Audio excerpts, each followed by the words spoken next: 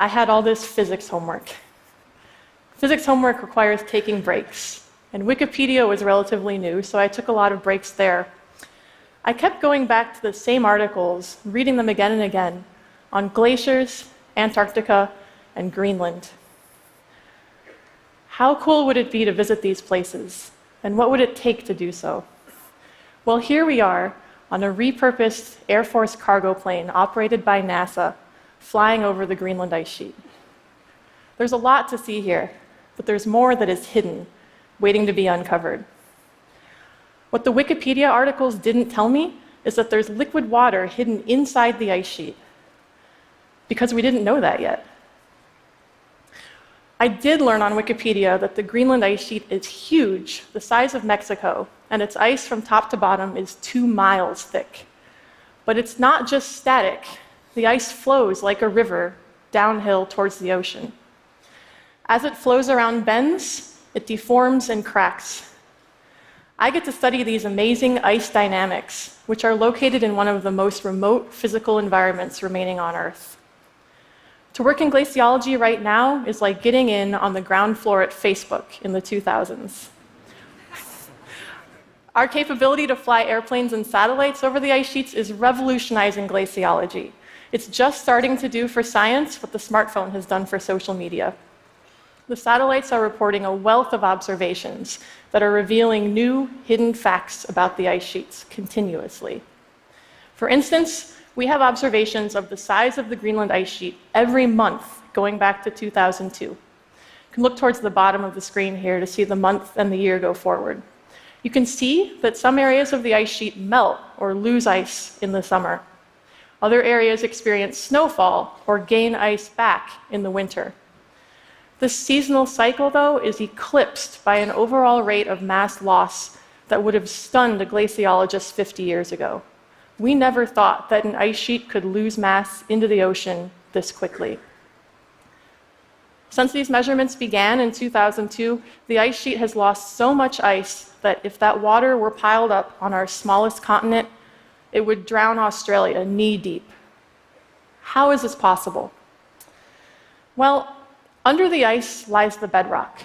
We used radar to image the hills, valleys, mountains, and depressions that the ice flows over. Hidden under the ice sheet are channels the size of the Grand Canyon that funnel ice and water off of Greenland and into the ocean. The reason that radar can reveal the bedrock is that ice is entirely transparent to radar. You can do an experiment. Go home and put an ice cube in the microwave. It won't melt, because microwaves, or radar, pass straight through the ice without interacting. If you want to melt your ice cube, you have to get it wet, because water heats up easily in the microwave. That's the whole principle the microwave oven is designed around. Radar can see water. And radar has revealed a vast pool of liquid water hidden under my colleague Olivia, 7 stories beneath her feet. Here, she's used a pump to bring some of that water back to the ice sheet surface. Just 6 years ago, we had no idea this glacier aquifer existed. The aquifer formed when snow melts in the summer sun and trickles downward. It puddles up in huge pools. From there, the snow acts as an igloo, insulating this water from the cold and the wind above. So the water can stay hidden in the ice sheet in liquid form year after year. The question is, what happens next? Does the water stay there forever? It could. Or does it find a way out to reach the global ocean? One possible way for the water to reach the bedrock and from there the ocean is a crevasse or a crack in the ice. When cracks fill with water, the weight of the water forces them deeper and deeper.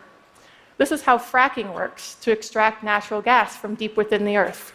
Pressurized fluids fracture rocks. All it takes is a crack to get started. Well, we recently discovered that there are cracks available in the Greenland ice sheet near this glacier aquifer. You can fly over most of the Greenland ice sheet and see nothing, no cracks, no features on the surface. But as this helicopter flies towards the coast, the path that water would take on its quest to flow downhill, one crack appears, then another, and another. Are these cracks filled with liquid water? And if so, how deep do they take that water? Can they take it to the bedrock and the ocean? To answer these questions, we need something beyond remote sensing data. We need numeric models. I write numeric models that run on supercomputers. A numeric model is simply a set of equations that works together to describe something. It can be as simple as the next number in a sequence, 1, 3, 5, 7. Or it can be a more complex set of equations that predict the future based on known conditions in the present. In our case, what are the equations for how ice cracks? Well, engineers already have a very good understanding of how aluminum, steel, and plastics fracture under stress. It's an important problem in our society. And it turns out that the engineering equations for how materials fracture are not that different from my physics homework. So I borrowed them, adapted them for ice, and then I had a numeric model for how a crevasse can fracture when filled with water from the aquifer. This is the power of math. It can help us understand real processes in our world. I'll show you now the results of my numeric model. But first I should point out that the crevasse is about 1,000 times narrower than it is deep. So in the main panel here, we've zoomed in to better see the details. You can look to the smaller panel on the right to see the true scale for how tall and skinny the crevasse is. As the aquifer water flows into the crevasse, some of it refreezes in the negative 15 degrees Celsius ice. That's about as cold as your kitchen freezer. But this loss can be overcome if the flow rate in from the glacier aquifer is high enough. In our case, it is, and the aquifer water drives the crevasse all the way to the base of the ice sheet, 1,000 meters below. From there, it has a clear path to reach the ocean. So the aquifer water is a part of the 3 millimeters per year of sea level rise that we experience as a global society.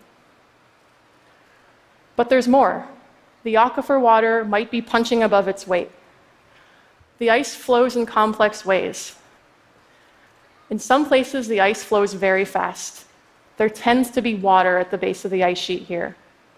In other places, not so fast. Usually there's not water present at the base there. Now that we know the aquifer water is getting to the base of the ice sheet, the next question is it making the ice itself flow faster into the ocean?